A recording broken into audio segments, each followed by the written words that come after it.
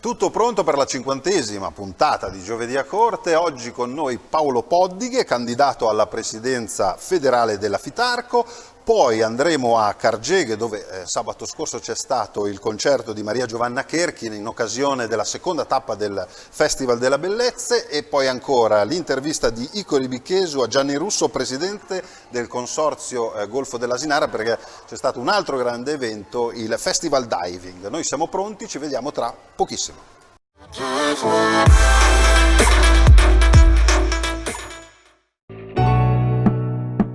Sardi alla frutta di Adriano Cossu, decoratore di buffet e fruit designer per matrimoni, eventi, compleanni e lauree. Non perdere l'occasione di fare di un semplice buffet il tuo evento speciale.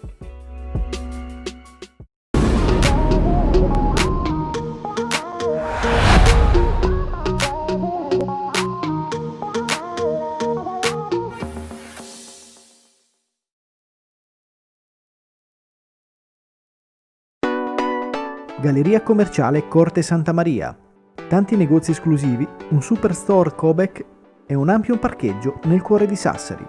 La Galleria commerciale Corte Santa Maria è a Sassari in via Copino.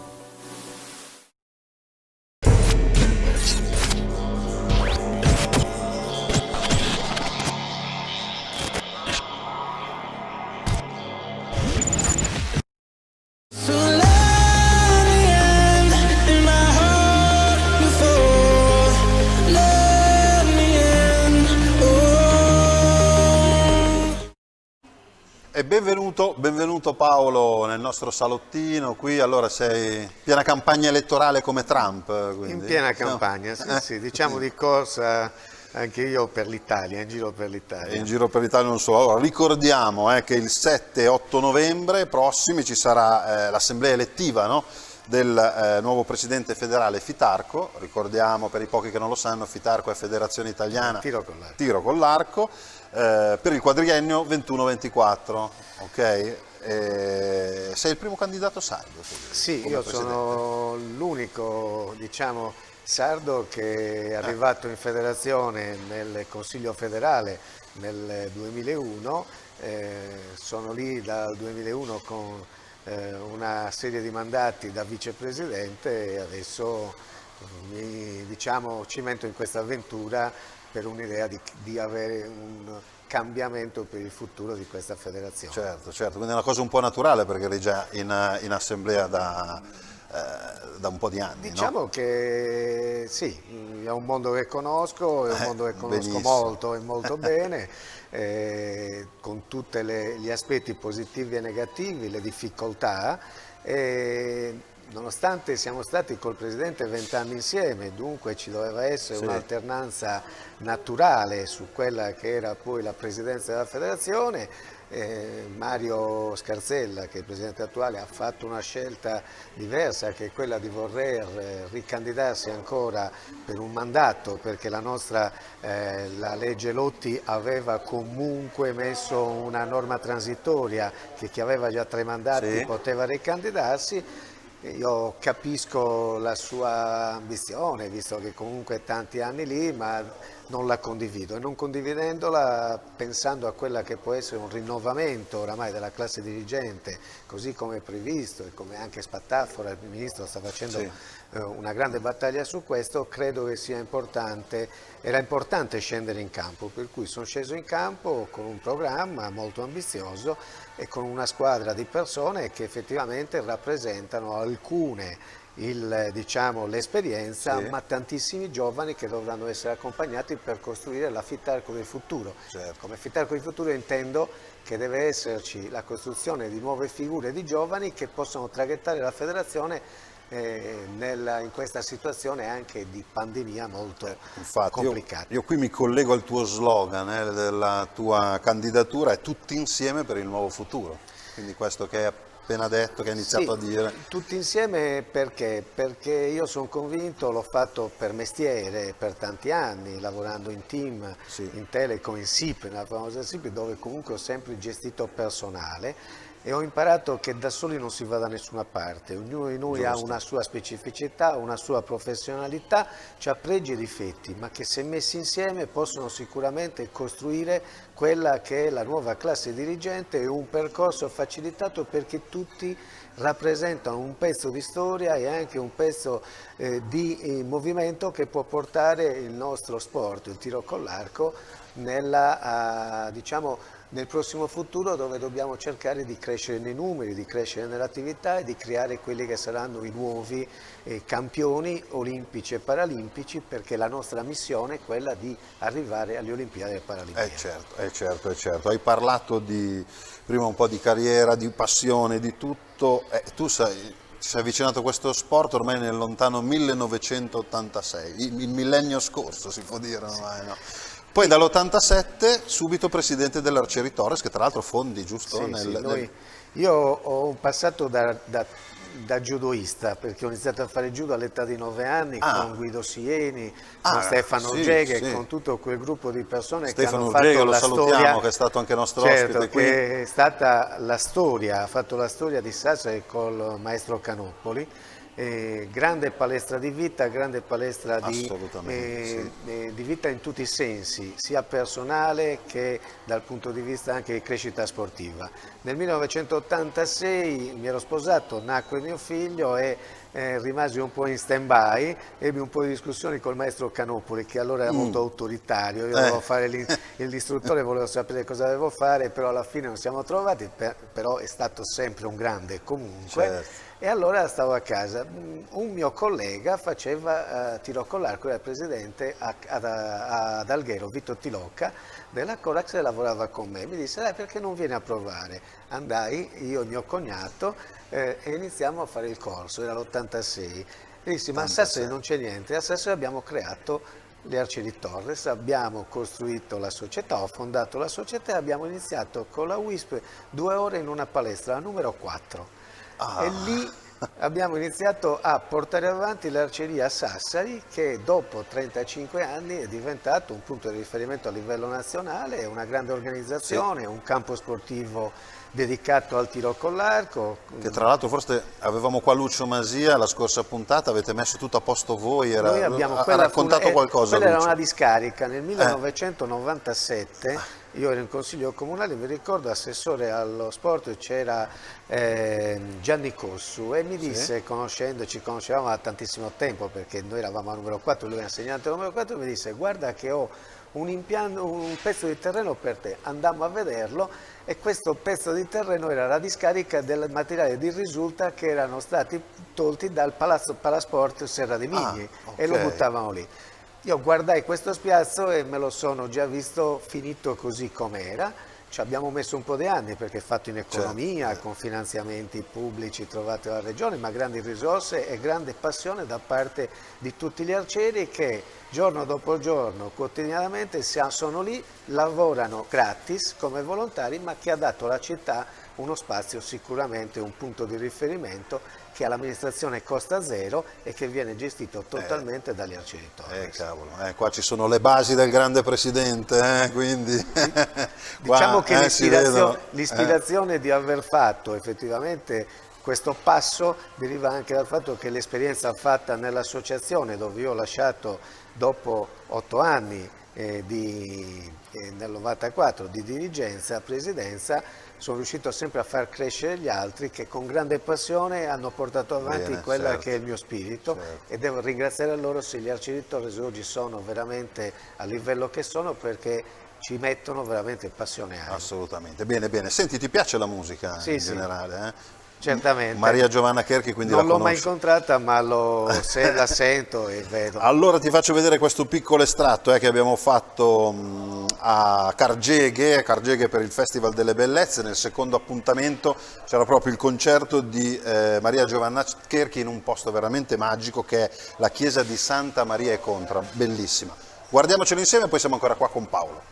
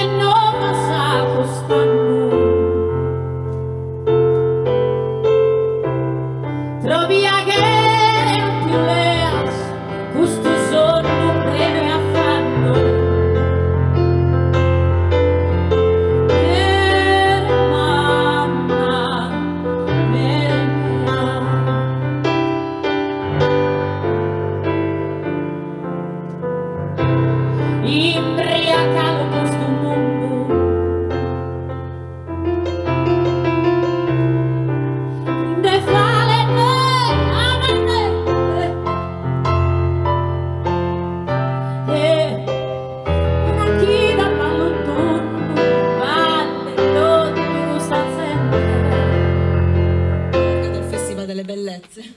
A lei maestro.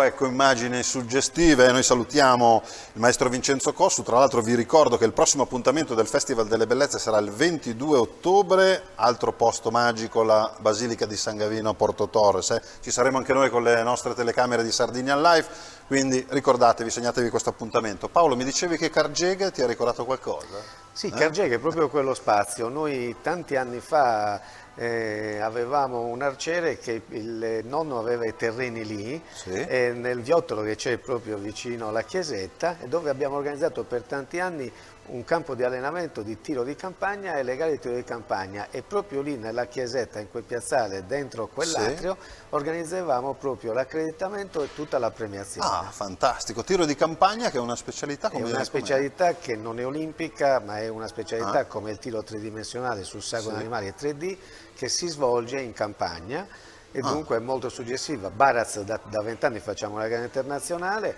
24 punti bersagli sparsi in un percorso di 2 km circa, dove gli atleti ruotano 4 per piazzola all'interno e dura tutto il giorno. Infatti l'immagine sta andando queste adesso, qua sono no? questi tiro di campagna. Perfetto, il tiro di campagna. Bravo Cesare che ha beccato subito il tiro di campagna tra le immagini che abbiamo dell'Arcieri Torres. Senti, torniamo a parlare della candidatura e tutto. Prima abbiamo visto nelle immagini del maestro Vincenzo Cossu che dirige il Nova Eufonia, che è il suo coro, uno dei suoi cori, quindi tutti che cantano all'unisono devono cantare anche all'unisono nella tua squadra. Tu avrai una squadra, hai candidato delle persone che, insomma... Io ho candidato delle persone in linea col programma. Il programma parla del rinnovamento, il rinnovamento passa tra tenere delle persone che comunque hanno l'esperienza, che devono far costruire e crescere quelli che si avvicinano a questa esperienza. Devo dire che la squadra non è diciamo che è legata al Presidente, perché la candidatura e le elezioni avvengono prima quelle del Presidente e poi i consiglieri a parte per i vari collegi.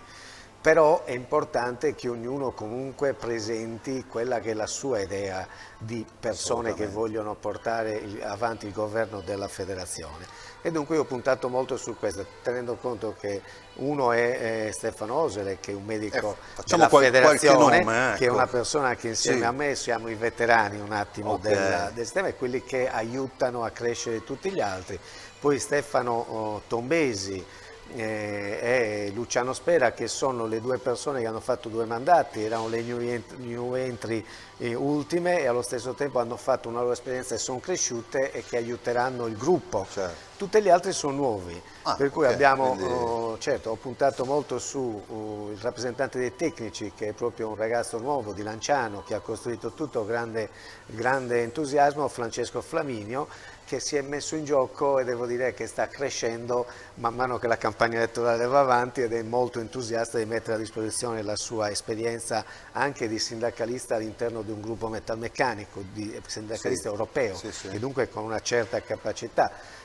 Poi abbiamo Paola Bertone, rappresentante degli atleti, una donna, Paola Bertone, ex nazionale da ragazza, ma poi è stata tecnico della nazionale giovanile per tantissimi anni, con lei ho lavorato, ed è un insegnante ISEF e lavora alla Federazione Ginnastica, dunque esperienza amministrativa, tecnica, ma anche di atleta. Poi abbiamo Fabio Pitaluga, sempre all'interno della rappresentanza degli atleti, un maschio. Fabio Pitaluga è un atleta ancora in carriera. Allo stesso tempo Fabio è una persona che ha vinto tantissimo e che rappresenta il mondo del 3D, del tiro tridimensionale, perché lui è uno specialista sull'arco istintivo. Eravamo lo scorso anno in Canada insieme, uno che conosco dal 95, da quando abbiamo iniziato questo percorso nel tiro tridimensionale, cioè dal 2005, scusate. Poi c'è nelle zone Simonamento, Sud, isole, isole, Sardegna, Sicilia, Piemonte, Liguria.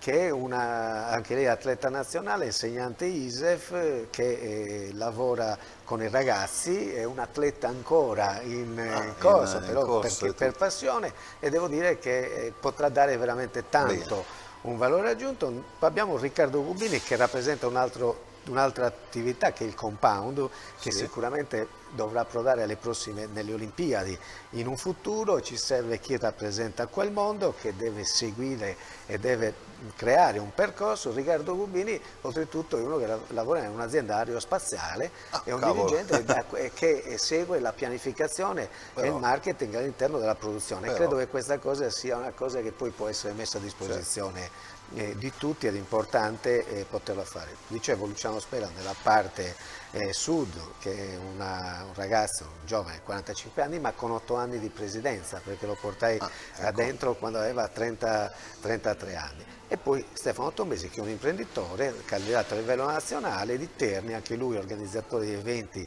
a grandissimo livello mondiale e europeo, e anche lui ha costruito un impianto di eccellenza nella città di Terni dedicato anche all'attività paralimpica. Devo dire insomma che una folta rappresentanza di persone che sicuramente potrà dare gran bella squadra veramente. Senti, invece del piccolo, tra virgolette, dell'Arcieri Torres, cosa ti porterai dietro? Cosa vorresti portare a livello nazionale e internazionale con la federazione? L'esperienza che deve essere un esempio per tutti, perché gli Arcieri Torres oggi, con il presidente Bruno De Rudas, ma con tutto il direttivo, abbiamo Arturo Elia, Carlo Pisano, persone che comunque giovani come Marco Vigliani, Azzori.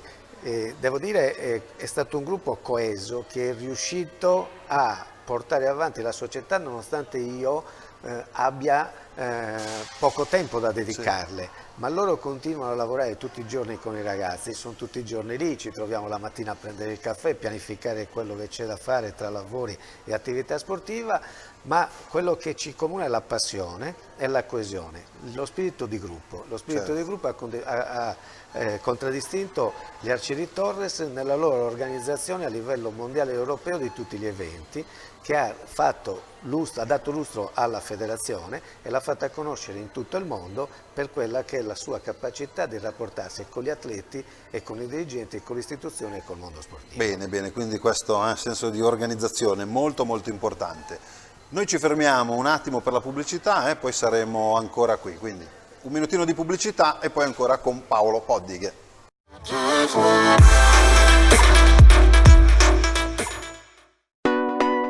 Galleria commerciale Corte Santa Maria. Tanti negozi esclusivi, un superstore Cobec e un ampio parcheggio nel cuore di Sassari. La Galleria commerciale Corte Santa Maria è a Sassari in via Copino. Sardi alla frutta di Adriano Cossu, decoratore di buffet e fruit designer per matrimoni, eventi, compleanni e lauree. Non perdere l'occasione di fare di un semplice buffet il tuo evento speciale.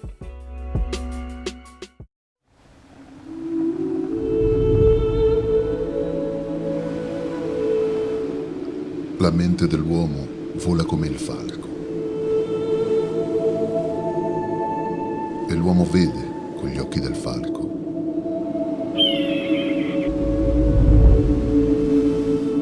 Il falco dall'alto del cielo porta l'uomo a scoprire i tesori dell'antica isola.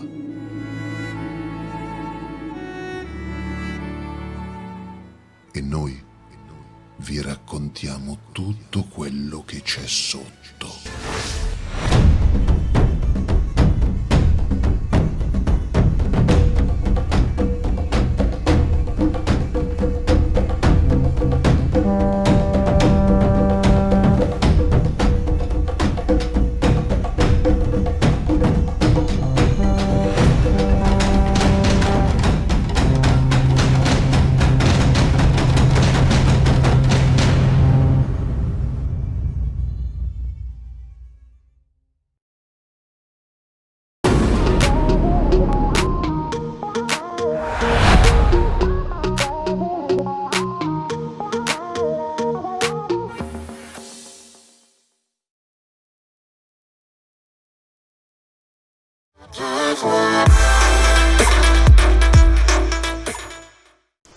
Rieccoci con Paolo Poddighe. Paolo, prima di continuare la nostra chiacchierata volevo segnalare un appuntamento molto interessante, perché il prossimo 20 ottobre ci sarà una competizione internazionale di intaglio culinario. A rappresentare ovviamente l'Italia sarà il nostro amico Adriano Cossu, che è un intagliatore di Sassari, è campione italiano, vice campione del mondo, insomma le nostre eccellenze che abbiamo qui. Ha scelto come location, Adriano, la Genuina, che è una nota gastronomia qui di Sassari.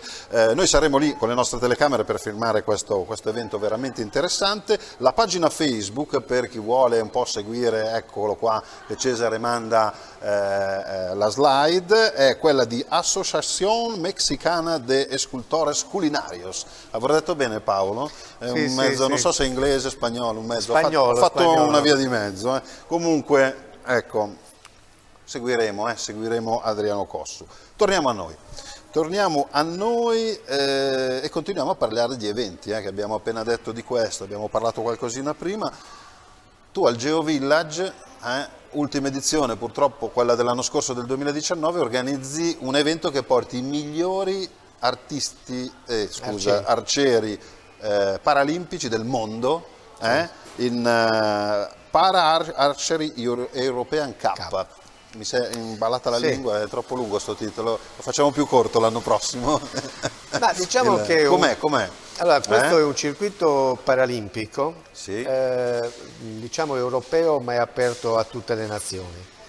È nato per caso e per una scommessa col presidente Mario Scarzella, il presidente della federazione, che lui è il presidente dell'Unione Europea anche. Eravamo a Rio e si decise alle Paralimpiadi di organizziamo qualcosa. Ho detto va bene, organizziamo qualcosa di grosso per la parte paralimpica, perché loro non facevano la Coppa del Mondo, e allora abbiamo iniziato a fare questo Para Archery European Cup, circuito, perché abbiamo messo due prove. Una a Nova Mesto in Repubblica Ceca e una in Sardegna. Primo anno un po' in sordina, secondo esplode, grande partecipazione, e l'anno scorso c'erano, esattamente, si vedono dalle immagini. Queste sono quelle dell'anno scorso. Sono quelle dell'anno scorso. Fantastico. Ci troviamo con 4 continenti, per cui c'era Australia, Brasile, Corea, Giappone. Mancava l'Oceania forse. Diciamo sì, diciamo continenti. che tutti contentissimi, Fantastico. mi scrivono tutti, e questa cosa è andata veramente in modo eccezionale. Grande location per loro, perché tutto lì vicino, e dunque grazie all'organizzazione non hanno avuto nessun problema. Purtroppo quest'anno avremmo dovuto svolgere i campionati europei ufficiali e la prova di qualifica europea per le Paralimpiadi. Saltato all'ultimo momento, con grandi problemi economici, perché abbiamo già comunque, noi dovevamo fare l'aprile, il lockdown a marzo, l'organizzazione era già avviata tra alberghi, anche logistica, pagamenti, vestiario.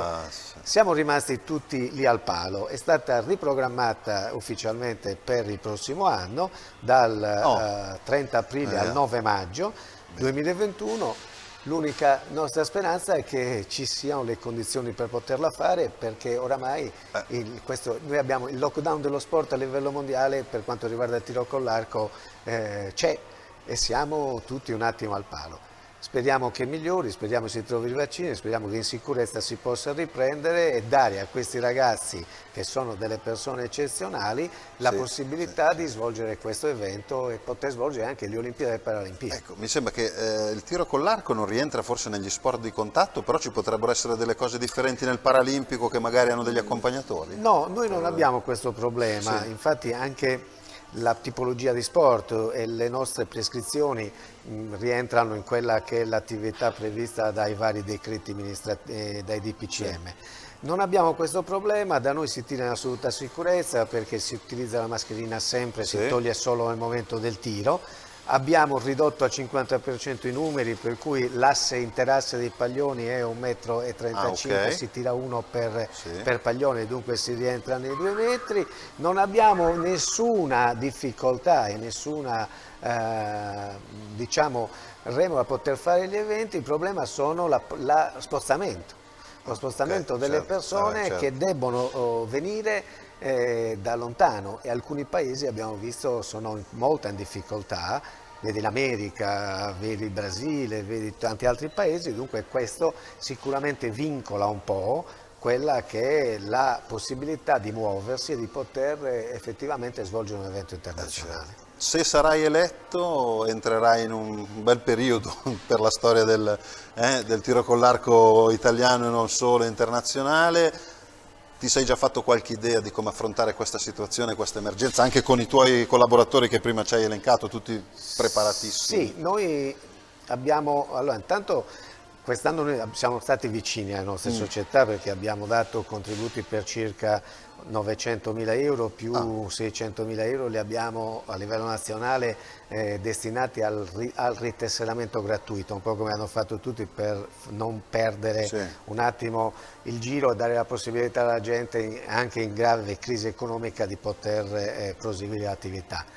Sicuramente quello che bisogna fare, che abbiamo imparato da questa pandemia, è quella di utilizzare molto di più lo smart working, ma fare anche tutta la parte di formazione attraverso le piattaforme online. Questo l'ho scritto ed è una delle cose che potremo fare e sicuramente risolve qualche problema nel stare tutti assieme ma cercare di poter andare avanti.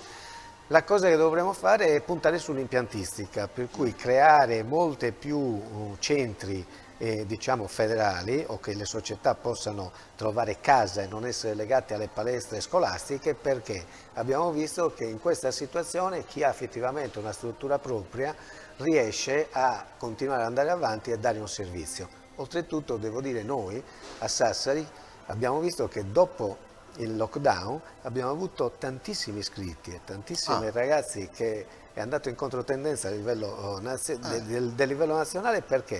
Perché essendo all'aperto un bel campo che dà proprio il senso di diciamo sicurezza, tantissimi genitori portano i loro figli senza nessun problema, perché siamo a porte chiuse, suoni, apri il cancello, vengono dentro, i genitori vanno via, i ragazzi possono tirare in sicurezza rispettando i protocolli e dopodiché vengono a prendersi. Questa secondo me è uno stereotipo di attività che deve essere duplicata, che deve essere un punto di riferimento a livello nazionale. Bene, bene, bella questa cosa, bella. Senti, andiamo a vedere un'intervista di un certo Ico Ribichesu, che forse tu un pochino diciamo, lo conosciamo bene, anche perché lui ci conosciamo dai tempi della scuola e ho vissuto tutta la il suo percorso. Fantastico, ha intervistato per Sardegna Dies Gianni Russo, che è il presidente del consorzio Golfo dell'Asinara, perché l'argomento è stato il festival diving che si è svolto lo scorso weekend. Andiamoci a vedere l'intervista. Il consorzio Golfo dell'Asinara è nato abbastanza giovane, è nato per iniziativa di una serie di imprenditori che operano nel settore turistico e che si affacciano sulle sponde proprio del Golfo dell'Asinara. Quindi a partire da Stintino, produttore Sassari, Sorso e Castelsardo, e si propone come obiettivo quello di organizzare eventi in quest'area che diciamo negli ultimi anni è stata piuttosto trascurata, pur avendo al suo interno delle risorse non solo turistiche ma anche di altro genere, culturali, ambientali, storiche, enogastronomia, che è una cosa molto importante. Quindi noi ci siamo proposti di attivarci per mettere in evidenza questo territorio. Questa è la nostra missione principale. Ovviamente il nostro obiettivo è quello di attirare traffico turistico che poi si riverbera sulla presenza negli alberghi e anche nel territorio, che sappiamo benissimo che ci sono delle ricadute economiche importanti. Siamo riusciti in questo intento con questo festival diving che ci ha visti partecipare l'anno scorso come partner e quest'anno come protagonisti. Ritengo che sia un grande successo l'aver messo insieme, forse per la prima volta, tutti i comuni che si affacciano sulla sponda del Golfo dell'Asinara, a partire, ripeto, da Stintino arrivare a Castelsardo. E non è semplice perché di solito ognuno progetta e promuove iniziative per il proprio territorio. Noi invece abbiamo voluto fare una cosa che li accomunasse tutti e ci siamo riusciti, perché abbiamo trovato consensi da parte di tutte le amministrazioni che ci stanno seguendo, ognuna a modo suo, ma ci stanno dando un grosso contributo.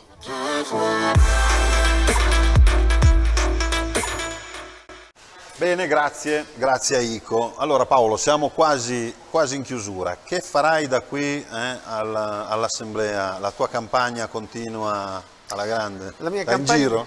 Sì, diciamo che dedico di solito il fine settimana a andare in giro per le regioni. Ah, quindi proprio... E dunque sì, adesso questa settimana sarò domani sera in Umbria, poi dopodomani mattina in Campania, a Napoli, e poi mi sposterò verso Avellino e la sera a Campobasso.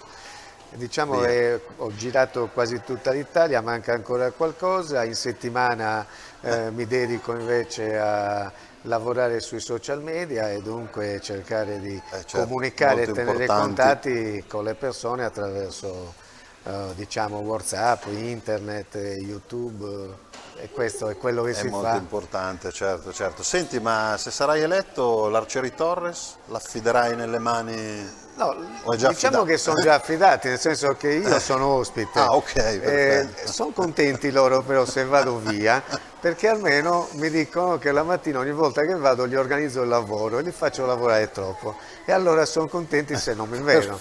Però loro sono bravi e organizzati e sicuramente sapranno andare avanti. Bene. Senti Paolo, ora, grazie per essere stato qua con noi e in bocca al lupo per questa speriamo nuova avventura. Viva il Speriamo. lupo e l'avventura, speriamo vada a buon fine. Perfetto.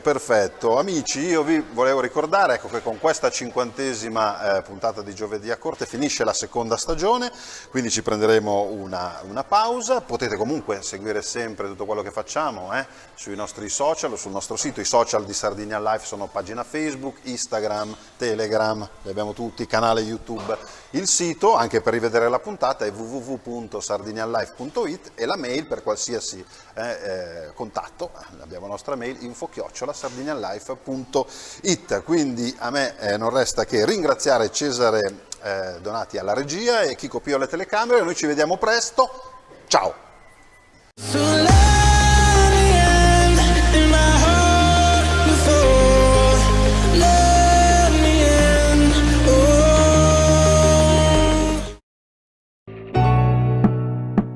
Sardi alla frutta di Adriano Cossu, decoratore di buffet e fruit designer per matrimoni, eventi, compleanni e lauree. Non perdere l'occasione di fare di un semplice buffet il tuo evento speciale.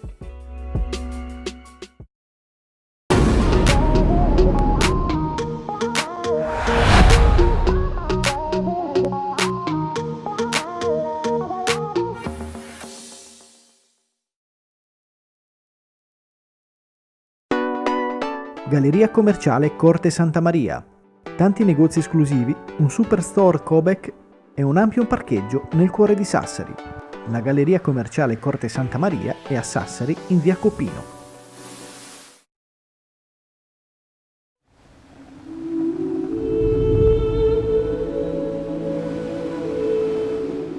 La mente dell'uomo vola come il falco. E l'uomo vede con gli occhi del falco.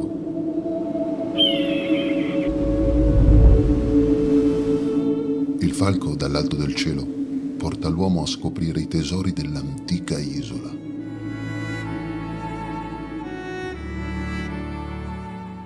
E noi vi raccontiamo tutto quello che c'è sotto.